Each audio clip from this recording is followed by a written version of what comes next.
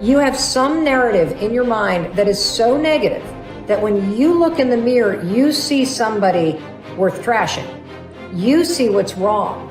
You pick apart your appearance. And I want to reverse that, because here's the deal about self-confidence.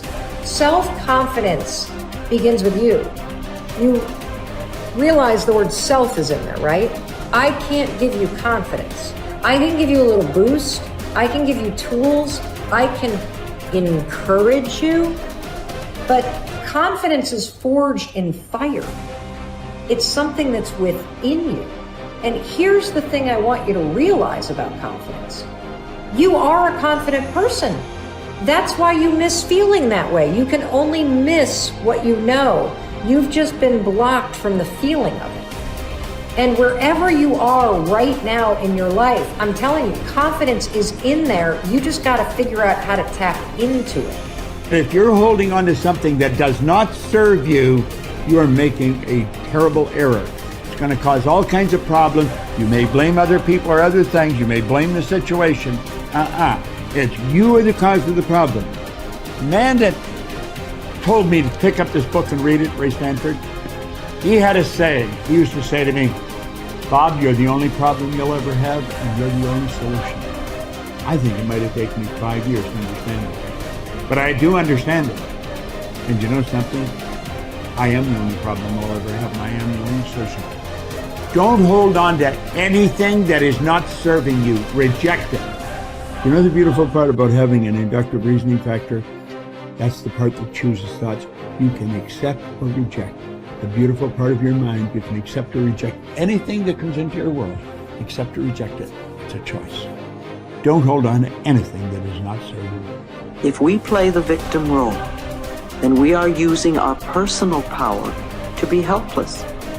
If we decide to accept responsibility, then we don't waste time blaming somebody or something out there. Some people feel guilty for creating illness or poverty or problems. They choose to interpret responsibility as guilt. And some members of the media like to refer to it as New Age guilt. These people often feel guilty because they believe that they have failed in some way. However, they usually accept everything as a guilt trip in one way or another, because it's another way to make themselves wrong. And that is not what I'm talking about. If we can use our problems and illnesses as opportunities to think about how we can change our lives, we have power. Here's something I want you to keep in mind. Life is a fight for territory. And once you stop fighting for what you want, what you don't want will automatically take over. In the past, if you look at it, people have perceived themselves as victims of everything around them, victims of circumstances. And then we go, I'm sorry, life did not give me those wonderful things that other people have. And the simple reality is, no, if you have an issue, it's not the outside. This is what we've always, universe, give me something. We now know that our issues are internal. It's our own subconscious beliefs that we've been programmed with of disempowerment. Like when a child is growing up and getting its programs, so think of what things parents say. Oh, you don't deserve this. Who do you think you are? I mean, the parents didn't mean that for your whole life. They were trying to, goad you, needle you to make a change, so they would say these things. 95% of our life comes from those programs. So if you have disempowering beliefs about who you think you are, because you got them from other people, that's how you know who you are. These disempowering beliefs play 95% of the day in an average person's life. So I say, my wishes and desires, I want success, I want great relationships, I want all these wonderful things, I want health. I go, that's conscious mind, because conscious mind's creative. But as science reveals, only 5% of the day are we operating from our own personal wishes and desires. 95% of the day we operate from the programs that we got in the first 7 years. And if those programs, which psychologists have told us 70% are negative and disempowering and self-sabotaging, I say, good, apply these 95% of the day in your life, and you realize why your life is a struggle. It's not a struggle because the universe is not providing. It's a struggle because your own consciousness is not accepting. And this is where we have to change. And so getting control of your mind, taking charge of your consciousness is a way of overcoming those limitations. There are many different ways to take this control back in your life. And one of them is the ability to, like in yoga, for example, to be the master of your mind and not let it run the monkey mind. Let it run. No, I want this. Don't let this other one go. And so overcoming the old self allows us to become somebody else. And there is that period of transition. Yeah. I call it the void, where there's just not a lot happening. And you just got to be able to keep going and continuously get to the end of your belief, where most people stop. I just had a fabulous conversation with someone this weekend. Broke through to the other side, and now there's so much magic happening around this person, but she's worthy now to receive it. And that is the key, because the universe only gives us what we think we're worthy of receiving. So we got to become initiated into this and understand it. Thousands of years of programming that says that we have to change things matter to matter, in three-dimensional reality, and it will take time. But to begin to connect to that resource called the quantum field and create from the field instead of from matter, there's a lot of unlearning that has to go on. You have to really begin to mentally rehearse. Like, so you ask yourself at the end of your day, I do this every day. How'd I do? How'd I do today, bro? How'd you do? Did you do good? Where'd you fall from grace? What was it that caused you to go unconscious for the rest of the day? Like, what was that moment? Now, if you're a student of life, you'll begin to contemplate, well, it was that person that said that thing, then I reacted, or I got this email, or things didn't go my way, and I started feeling angry or frustrated or fearful.